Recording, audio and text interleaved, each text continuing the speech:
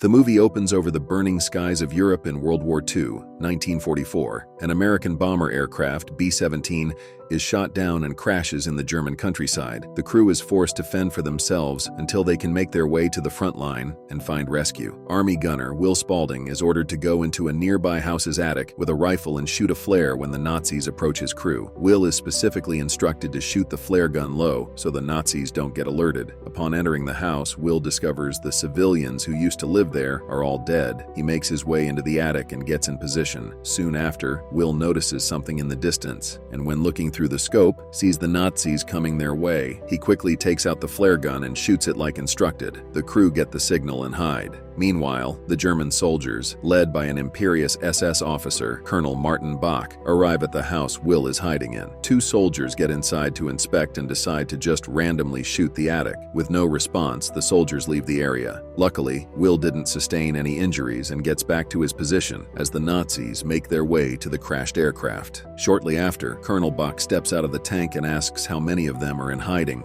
threatening to blow them up on the count of 3. Left with no choice, one of the crew speaks up stating there are only 5 and explains that the rest died in the crash. Bach's interrogation of the American crew involves shooting anyone that doesn't provide valuable information. Will is watching this unfold from a distance. Unbeknownst to the Nazis, the crew's leader is still hiding and comes out, holding Bach at gunpoint. Unfortunately, his gun is out of ammo and is quickly shot dead by Bach. With his gun aimed on Colonel Bach, Will knows that if he shoots and misses, he will give up his position and any chance to save his crew. This leaves Will in agony as he watches the rest of his crew be executed. After that, we are now a decade into the future. It's 1954, and a haunted Will Spaulding is now living in Argentina. Argentina became a hotspot of former Nazis who managed to escape as Germany fell at the end of World War II. Will believes he has tracked Colonel Bach to Argentina, and he's using any means necessary to locate Bach. One morning, Will goes out to eat breakfast and takes the leftovers back to his apartment. There, he enters a room that has access to a hidden basement. 2 men are tied up to a chair, and Will feeds them the leftover food he brought. Turns out they are one of the former Nazis who have spread across South America. Will asks the men about Colonel Bach, but they couldn't give him the answers he wanted, so he shoots both of them dead. The next day, he buries the bodies and continues his search. While having a drink at a bar, the bartender converses with him asking if he's from France, judging from his accent, but Will replies saying he's from Switzerland, and the bartender calls a man who is also from there. The man is enthusiastic and begins asking him questions like what he's doing in Argentina. Will says that he's here in business as his father owns a banana plantation in Brazil. The man, though, keeps bugging Will, so he eventually knocks him out. Shortly after, a mysterious man enters the bar and retrieves an envelope from the bartender. The man quickly leaves but is noticed by Will as well as a woman. Afterward, the man gets in his car and burns the envelope. Soon after, Will holds him at gunpoint while he's distracted and takes him to his apartment. When Will asks if he's German, the man confirms this, but claims he's only here to begin a Lutheran mission. Will then confronts him as to why he's carrying a gun, and the man answers that it's to defend himself as he got robbed numerous times. The man also lies about the envelope, claiming it was just the name of a prostitute, but Will isn't convinced and almost shoots him until the man suddenly changes his expression, calmly saying, "Who are you looking for?" So Will tells him he's looking for Colonel Bach, and the man begins stating obvious descriptions of Bach, which doesn't please Will until he states his first name, Martin. At that moment, Will hears some sounds upstairs and goes to check. That's when the woman from earlier suddenly shows up behind Will holding a gun. She knows he's an American, and he doesn't deny it. She asks him about the man he followed, and Will claims it's his father. The woman is named Lena Ran, and she's an Israeli spy looking for Albert Vogel, the man Will has kidnapped, to extradite him to Jerusalem. Lena doesn't believe Will's story of Albert being his father, but he explains that they sell bananas, and he's pretending to be Swiss because there are a lot of Germans around, so he picked a country they don't care about. Moments later, Albert suddenly comes into the room and Lena immediately points her gun at him, speaking in German. Will intervenes, stating Albert is deaf. He warns her they'll make a call to the US Embassy, and the Nazi collaborating police are going to arrest her as she's an Israeli spy breaking into a home of American citizens and pointing a gun at them. With no other choice, Lena states that they'll both hang if the man is indeed Albert Vogel before leaving. Afterward, Will continues his interrogation, and Albert reveals that he met Bach a year ago, but now he lives in Bolivia. Albert states that they are going to the same place, so he makes a deal with Will that they travel together. together, and when he faces a threat, they will play out Will's story of Albert being his deaf Swiss father and business partner, selling bananas. Turns out, not only are the Jews after him, but also the Germans. Albert says that the Soviets want him, and reveals the envelope contained the location of a contact that is going to get him to safety in Moscow. The contact is at a remote airfield in Bolivia, and as it happens, that airfield is not very far from Colonel Bach's hideout. On their way, Albert admits that he is in fact who Lena is looking for. He is an atomic physicist and was part of a team developing the atom bomb for Germany, hence why the Soviets want him. Albert says Lena works for a spy agency called Mossad, and Jerusalem is trying to extradite him to hang for war crimes, but the Germans actually want to kill him to keep him from helping the Russians or the Americans for that matter. Albert considers himself a friend to Will because of those instances, but Will makes it clear that since he sat at a table with the Nazis, he is a Nazi, hence the enemy. Albert quotes, "A man who seeks revenge should dig 2 graves." That night, they arrive at Asuncion, Paraguay, and check into a hotel. Will is having a drink at the bar when Lena comes out of nowhere. Moments later, Albert comes running toward Will and requests for a pencil using sign language and writes, "Germans." 3 armed Germans enter the bar, and their leader, Ziegler, requests a special type of drink. Surprisingly, they are friendly toward Will and the others, and even buy them drinks. Ziegler begins asking where they're from, and Lena claims to be from Germany, much to his delight. They proceed to converse in German for a brief time, and she introduces Will and Albert, telling Will's story to Ziegler. After some time, Lena announces it's late, and they should go. After the trio leaves, Ziegler begins remarking on Lena's beauty, but thinks he has no shot, believing she's with Will. But his comrade fires him up to go after her and claims the two are not even really together. They also begin doubting the stories Will told them about himself. With that, Ziegler orders his men to alert the outposts and not let them leave the city. While the trio tries to get away in their car, Lena deliberately fires her weapon to prove Albert isn't deaf, thus discovering his real identity. Amidst the commotion, some Germans catch up to them and begin firing. Then, one of the Germans takes out an RPG, and before he can fire, Lena shoots the shell, causing the German's car to explode. Finally gotten rid of the threat, Will and Lena continue arguing about Albert until the car breaks down. As Albert fixes the car, Will and Lena make a deal to leave Albert alone for now. Meanwhile, Ziegler's men report that the trio escaped, but that they discovered Lena is an Israeli. He orders them to find the trio, and they leave. Back to the trio, Albert is finishing up with the car while the two wait. Lena asks for Will's whiskey, and uses the distraction to swiftly take away his gun. Will tries telling her there are more important Nazis to capture, but she asks for him to name one person. That is when Albert says Heinrich Himmler, the architect of destruction of millions of Jews across Europe. Lena says Himmler is dead, but Albert claims otherwise. He explains that a man claiming to be Himmler surrendered to the British, bit into a capsule of potassium cyanide, and died. But the real Himmler went into hiding, and spent months hiding in Austria and Florence before settling in Argentina, disguised as a priest. He's been in South America for 10 years now, building a hidden empire in total secrecy, employing former Nazi party members. Albert announces their deal is still on. They get him to his Russian contact safely, and they both get who they're after. When Lena declines, Albert threatens her with a transmitter device that detonates a bomb he planted in the car, which will kill all of them. So Lena drops the guns, and Albert instructs Will to tie her up, so he seizes the transmitter and ties Lena. Before leaving, Will kicks a shattered glass toward Lena to break herself out. They duo take an aircraft and continue their journey. Meanwhile, Lena uses the glass to cut the rope and takes the car to follow them. The rendezvous point is riddled with German troops, and Albert instructs Will to follow his lead. He also tells him the exact location of Condor's nest in case things don't work out here. Schelling and Johann approach Albert as he gets out and points their guns at him. Albert claims to be a messenger and gets past security. Shortly after, Albert meets his contact inside, but he turns on him. But Albert quickly finds a way out, stating he can build an atom bomb for Himmler. Shortly after, he gets on the phone with Himmler, who accepts Albert's proposal. Albert gets Will tied up, and Ziegler arrives to interrogate him. He puts a bullet in a revolver and states he will fire every time he doesn't like his answer. After some time, a gunfire ensues outside, and Albert quickly reports on the radio that an American and a Mossad agent are trying to get to the Condor's nest. Lena finds Ziegler and realizes that Albert just left with the car she came with. During that time, Will reveals Himmler's location, and not long after, Schnelling holds a gun at Lena's head. Before she shoots though, the Russian contact shoots both her and Ziegler and tells them to go and kill Himmler, so they take the aircraft and leave. Meanwhile, Nazi party members are gathered when they hear the news, and it is soon revealed that one of the members told a pilot about this place, and Himmler quickly eliminates him. At night, a guard reports they're under attack, and Bach quickly prepares an evacuation vehicle for Himmler. Himmler. Lena discreetly kills the driver and gets in the vehicle instead. Meanwhile, Will finds Bach and holds him at gunpoint. Bach advises him to walk away as he'll end up dead if he shoots him. On the other hand, Lena comes across Albert accompanied by guards, so she holds Himmler hostage and demands they move their vehicle. Himmler orders for his men to do as she says, but Albert contradicts. Lena realizes that she can't escape with Himmler easily, so she decides to shoot him and sacrifice herself in the process. Back to Will, he also decides to get his revenge, killing Bach. Fortunately, he escapes by jumping through the window and uses a machine gun to wipe each and every one of the guards coming after him. Afterward, Albert and his guards arrive and Will orders him to step out. Albert tells him that he won't leave this place alive, and Will remarks on the quote Albert told him earlier, "A man who seeks revenge should dig 2 graves," before pulling the trigger. Unfortunately, the machine gun has run out of ammo, and Albert orders him to take the pistol out of his jacket. To his surprise, Will actually takes out the transmitter that he took from him before and detonates it, killing them instantly. Afterward, he lights up a cigar and drives away on a bike, possibly for a new beginning in life. And with that, the movie ends.